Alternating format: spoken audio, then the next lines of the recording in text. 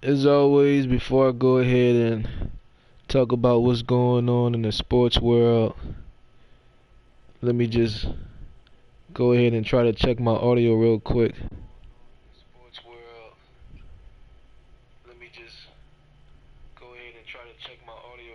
Alright, so audio is good.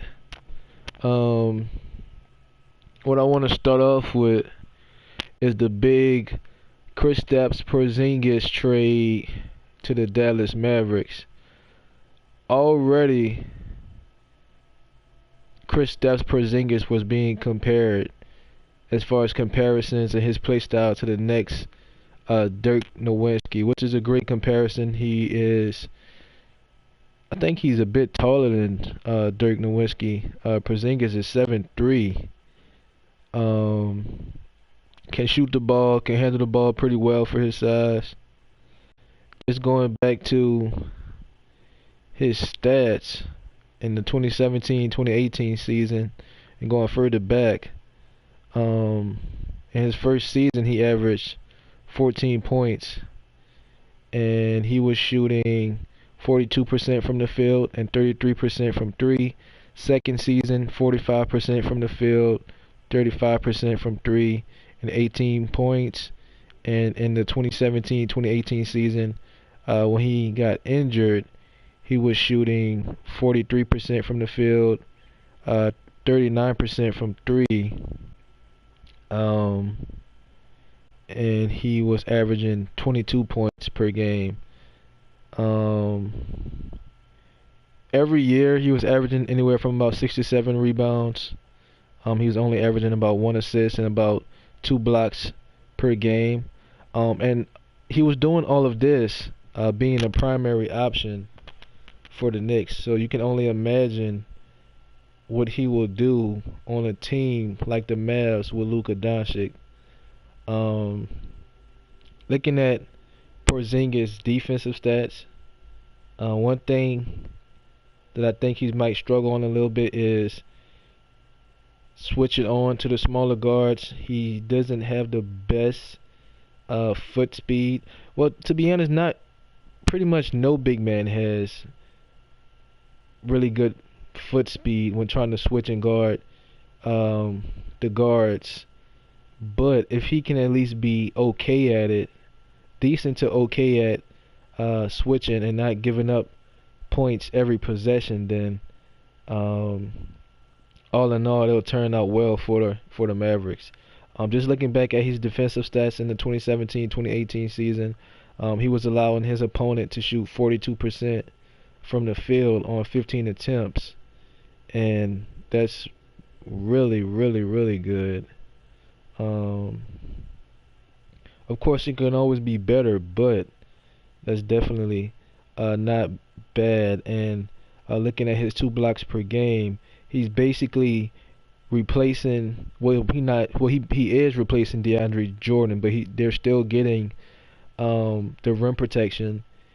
But now they're also getting more scoring, and they're getting an extra 3-point shooter.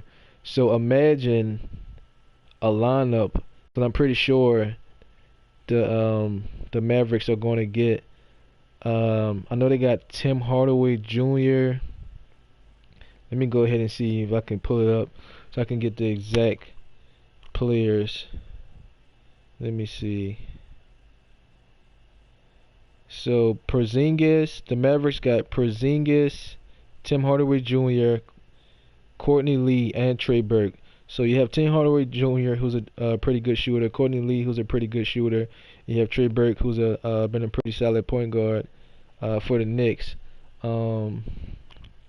And if I go ahead and pull up Tim Hardaway Jr. stats, just go ahead, give me a few seconds to pull it up. I like to be accurate on the information I'm given. Just going off of his stats, this year he was shooting 34% from three, which is not bad for his career. He's a 34% 3-point shooter, and he was shooting 38% from the field. And for his career, he's shooting about 41 to 42% from the field. Not really a good passer. He's really more of a catch and shoot guy. Can kind of create his own bucket sometimes. Averaging about 2 assists his career. But he has averaged 19 points per game in this current season.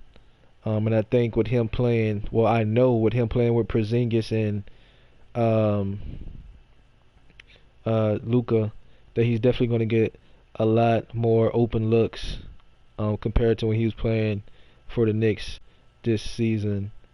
Um, and he is a shooting guard. He's 6'6", but I think the Mavericks might try to until well, they do have Harrison Barnes, but they might put Harrison Barnes at the 4 one time once Porzingis gets back. Put Porzingis at the 5, Harrison Barnes at the 4, and just do some small ball with 5 shooters on the floor. They might put Courtney Lee at the 2 and Tim Hardaway at the 3, or some other players. They might put Kleber, somebody. They'll figure it out. And play some small ball. Looking at Courtney Lee, he only played 12 games this season for the Knicks, and in those 12 games, he's only shooting 31% from 3, which isn't too good, but for his career, he's a 38% three-point shooter. So the Mavericks, if you ask me, definitely want to trade if Porzingis comes back healthy, because you have potentially 2 franchise players on your team now, and that's never it's never bad. 2 young franchise players, especially if they can stay healthy. I can see them dominating the West in a few years, especially as the Warriors start to age. Their players start to age and slow down. But looking at it from the Knicks,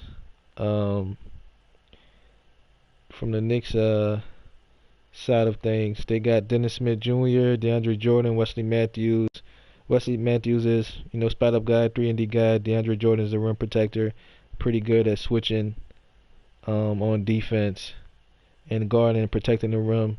And you got Dennis Smith Jr., who has shown potential, super athletic. Last night, he posted a triple-double. But I think the Mavs were kind of trying to showcase him a little bit, so they can trade him. I don't think Porzingis for Dennis Smith is an equal trade at all. But with Dennis Smith saying that he wanted to be traded a few weeks earlier, and Porzingis basically saying he wanted to be traded as well, I don't know if the Knicks, well, what the Knicks could have did, they might have could have tried to see if New Orleans would have, well, not really, because AD said he only wanted to play for the Lakers. So but just going back to Dennis Smith, this year he's shooting 44% from the field, 34% from 3, averaging about 4 assists, 3 turnovers, and 13 points. And on defense, as I wait for his defensive stats to load,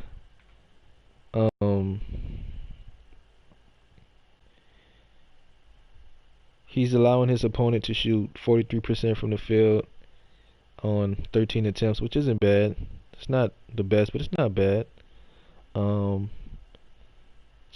Nick for the future, if you ask me. Dennis Smith's not a bad player. I just think some players develop a bit faster than others. But I think he's still he's only been in the league for 2 years. He was drafted in 2017, so I like to give players at least 5 years to try to reach their potential. And the the Knicks still have a building block in Dennis Smith. Um, Switching over to Kyrie Irving. Everybody know what Kyrie is. He's one of the elite scorers in the NBA. There's rumors of him wanting to team back up with LeBron and potentially Anthony Davis. Would a trio of Kyrie, LeBron, and Anthony Davis beat the Warriors? I think so. They probably won't get that team this year. It might be a team that we get to see in 2020 or the start of the 2019 regular NBA season. But if they do get that team, I could potentially see them beating the Warriors just because Anthony Davis is Chris Bosh and Kevin Love on steroids. And we know what LeBron is going to do. We know what Kyrie Irving is going to do. But Bosh and Love, to me, were never really against good teams. To me, they were never really go-to guys. A lot of people try to blame LeBron for making them spot-up shooters, but there were many times where LeBron or Kyrie or whoever would try to give Chris Bosh or Kevin Love the ball against those dominant teams in the finals, and they just didn't show up. And you can look at the numbers to prove that. But I think AD, if this team is assembled, put him against the Warriors and give him the ball and tell him get you a bucket, I think he will do that. And not just do that, but he'll do that efficiently. That's the key. You want to be able to give the guy the ball, and he gets buckets, clutch buckets efficiently. And I think Anthony Davis will be able to do that, especially with LeBron and Kyrie taking a lot of the pressure off of him.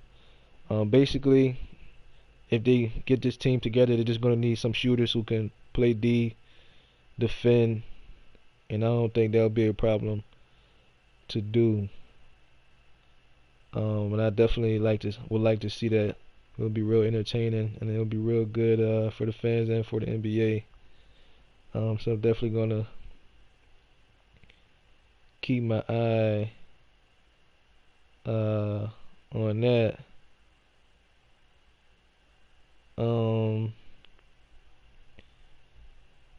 And then go ahead and check the audio one more time. Alright, so audio is good. So Anthony Davis pretty much told the Pelicans and every team around the NBA that he only wants to play for the Lakers. And the Lakers told the Pelicans, because the Pelicans and the Lakers have begun talking to each other. At first they weren't, but now they are. The Lakers told the Pelicans that everyone is up to be traded except LeBron. So if I'm the Pelicans, even with AD saying that he only wants to go to the Lakers, and if he goes to any other team, it'll just be a one-year rental. Even though you can go, even if you traded him to Boston, you can only do that if they traded Kyrie.